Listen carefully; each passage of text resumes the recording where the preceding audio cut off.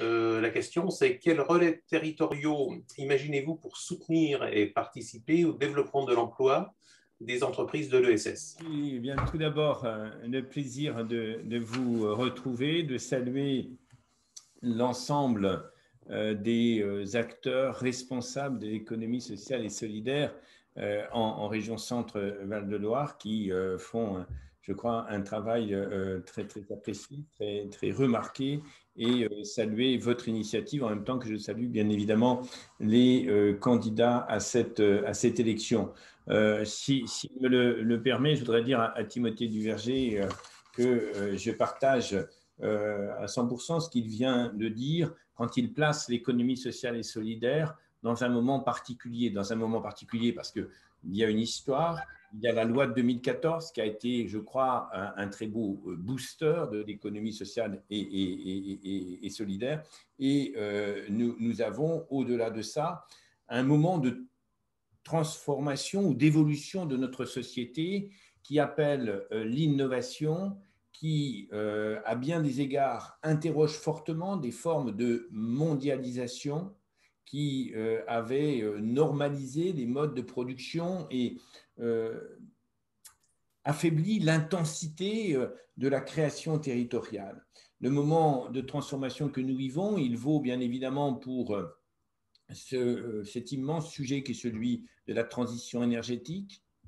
Il est lié aussi, bien évidemment, au désir de nos concitoyens de retrouver le sens de la production, le sens de l'échange, le sens de la consommation et tout ce qui répond à des logiques mondialisées essentiellement financières, prive de beaucoup de contacts, prive de beaucoup de créativité et l'économie sociale et solidaire apparaît dans ce moment comme une solution, on pourrait dire pour réparer, mais peut-être plus encore pour construire de nouvelles modalités d'échange, pour construire de nouvelles modalités d'élaboration des réponses aux besoins essentiels de nos concitoyens. Et c'est une excellente chose de mettre les régions dans ce moment de débat. Pourquoi ? Eh bien, parce que si nous pensons véritablement que les solutions de demain sont pour large part, plus qu'hier, liées à l'engagement local, liées à l'engagement territorial, ne peuvent pas être inventées de manière centralisée au niveau national, suppose l'énergie des territoires et des acteurs. À ce moment-là, les régions ont une responsabilité. Vous posez la question de savoir quels sont les relais. Eh bien, dans cette région qui a à la fois élaboré un schéma régional de l'économie sociale et solidaire avec une stratégie de l'économie sociale et solidaire, nous l'avons fait au cours de ce mandat. Il nous est paru très important avec la Chambre régionale d'économie sociale et solidaire de rapprocher, d'articuler, de fédérer l'économie sociale et solidaire avec les autres formes d'économie, dans tous les champs. J'étais hier avec le Crédit Coopératif et nous travaillions ensemble à la mise en place d'outils pour porter l'épargne de nos concitoyens vers la transition énergétique, environnementale, etc.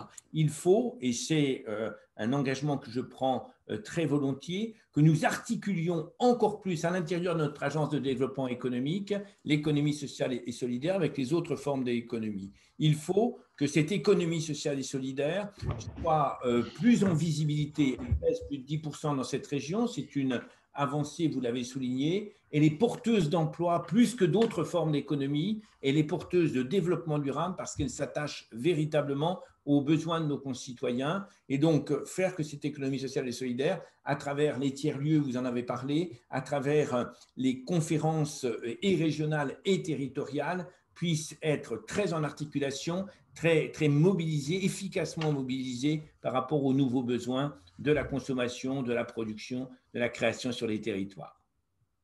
Et un grand bonjour à tous, à la fois les professionnels et les institutions de l'économie sociale et solidaire, et je salue également tous les candidats qui sont présents.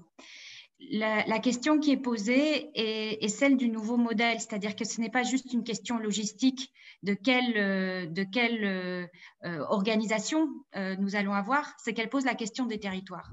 Et très clairement, la région est aujourd'hui la collectivité territoriale qui est le dernier rempart de défense des territoires. Et là, en plus, le chef de fila de l'économie. Et nous sommes, quand je dis le dernier rempart, c'est que si les régions suivaient les politiques que l'on peut avoir depuis, alors ce n'est pas un gouvernement en spécial, mais les gouvernements qui se sont succédés depuis plus de 40 ans, effectivement, la désertification ne cesserait pas d'avancer. Et la question de l'ESS, je suis un petit peu... j'ai été un petit peu frustrée, Timothée, parce que vous avez tellement bien exprimé ce que je voulais dire que du coup, je ne peux que répéter. Mais effectivement, ce n'est pas une niche. C'est un peu comme le débat entre l'agriculture conventionnelle et la bio.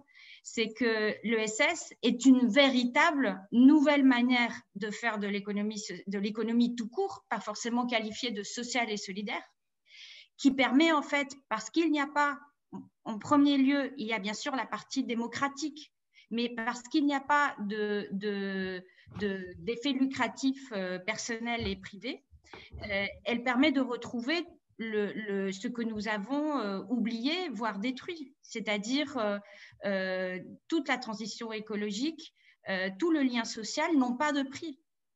Et à partir du moment où il n'y a pas de prix, ils ne peuvent pas être, ils ne peuvent pas rentrer dans une économie croissantiste et on ne va pas non plus faire de l'économie administrée. Donc l'ESS est vraiment cet outil à la fois réglementaire, économique, institutionnel, qui permet véritablement de construire le monde qui a déjà commencé aujourd'hui. Alors, il est très menacé. Hein. Il a peut-être commencé, mais les menaces sont très nombreuses parce que les multinationales et le capitalisme financier n'a aucune envie de céder la place. Mais très clairement, je reprends ce que vous disiez, Monsieur Duverger, c'est qu'il faut de l'ESS à tous les niveaux. Moi, j'ai vu qu'il y avait un décret qui permettait la transformation au scope. Il est très peu utilisé, il est très peu connu. Mais là, je voudrais parler avec vous, très clairement dans notre programme pour la liste démocratie et écologique, d'une conversion. Il vous reste une minute. Oui. Voilà, c'était ma dernière phrase. Donc, on parle de conversion bio. Moi, je voudrais parler de conversion ESS des différents pans de l'économie dite conventionnelle que nous avons dans la région, et l'institution régionale est la mieux placée pour faire cette conversion. Avec vous. Oui, je représente, bonjour à toutes et à tous, représente en effet la liste équipe de Marc Fesneau. Bonjour aux animateurs, bonjour aux responsables de l'économie sociale et solidaire, bonjour à tous les candidats, bonjour naturellement à François Bonneau. L'économie sociale et solidaire, ce n'est pas une petite part de l'activité économique, c'est une part considérable, conséquente, 1 800 000 emplois à l'échelle nationale. Et cette économie sociale et solidaire, ça a été dit à l'instant, depuis une quarantaine d'années, des politiques ambitieuses se sont mises en place. La région a un rôle absolument déterminant à jouer, de par ses compétences en matière d'aménagement de territoire, en matière de développement économique. Et vous dire d'ailleurs que, notamment, le pilier coopératif est un pilier extraordinairement important. D'ailleurs, Marc Fesneau lui-même avait lancé une petite société coopérative autour de la filière bois et énergie dans le Loir-et-Cher. C'est pour vous dire que c'est un sujet qu'il portera avec enthousiasme et ambition. Et vous voyez, ce modèle coopératif, il faut, je crois, lui redonner de l'énergie, lui redonner cette ambition, parce que dans l'économie sociale et solidaire, il y a des mots très forts. Il ne peut pas uniquement y avoir cette économie dévergondée dont on a bien vu les limites, cette économie fragilisée, et la crise du Covid le rappelle. Et donc, ces modèles de coopérative, naturellement, seront appelés à se développer. C'est la raison pour laquelle nous porterons des ambitions fortes.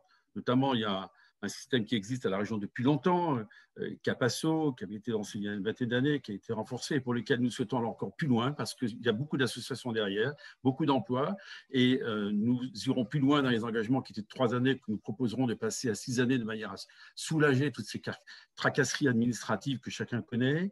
Nous souhaitons également avoir un fonds d'investissement associatif fort pour porter justement toute cette pratique associative au travers de tout ce qui est accès à la culture, le tourisme, le loisir et toutes ces associations qui jouent un rôle majeur dans la transition énergétique. Et puis, je vous annonce qu'il y aura la création d'un fonds sur lequel Marc Fesneau apportera les détails très rapidement, d'innovation stratégique dans lesquelles l'économie sociale et solidaire pourra naturellement y être associée et sera directement fléchée, et naturellement de la transition énergétique et de tous les projets innovants. Parce qu'il faut bien comprendre que derrière cette économie sociale et solidaire, c'est à la fois d'aménagement du territoire, c'est à la fois des emplois de proximité, c'est à la fois au lendemain du Covid aussi, il y a eu 420 milliards qui ont été mis par l'État, mais on sait qu'il y a eu une thésaurisation extraordinaire. Donc notre volonté, c'est le crowdfunding que chacun connaît, c'est d'impliquer les populations locales justement dans des projets de transition énergétique, dans des projets environnementaux, dans des projets d'innovation technologique, au travers par exemple d'encouragement de start-up, mais pas que des start-up. Et je crois que ça c'est essentiel parce que c'est une forme d'appropriation du territoire. Ce sont aussi des circuits courts. C'est aussi, me semble-t-il, une maîtrise environnementale majeure. Et donc, vous avez bien compris qu'au travers de ces trois dimensions en direction des associations, ce projet Capasso auquel tiennent tant nos associations régionales, que ce renouveau d'engagement associatif, parce que cette France va avoir besoin de respirer à nouveau au lendemain de 14 mois d'hibernation que l'on vient de vivre. Et puis, ce fonds souverain de 300 millions d'euros, donc c'est une somme considérable. Cette somme considérable sera financée par la région, des partenaires financiers et bancaires, bien sûr, mais elle permettra aux habitants vraiment d'être associés directement aux destinées de leur région. Et ça me paraît vraiment, je crois, assez majeur. Donc, cette économie sociale et solidaire qui a vécu une crise comme d'autres secteurs d'activité, eh bien, elle sera accompagnée dans un rebond parce qu'il y aura un rebond sur l'ensemble des secteurs d'activité. Et c'est aussi un juste retour des choses. Je termine mon propos introductif en disant que dans les mots économie sociale et solidaire, il y a à la fois cette notion de solidarité indispensable, à la fois cette notion d'économie parce que ces emplois sont nombreux, structurants, pérennes sur le territoire et qu'ils incarnent aussi une forme d'engagement. Et l'engagement, nous y tenons.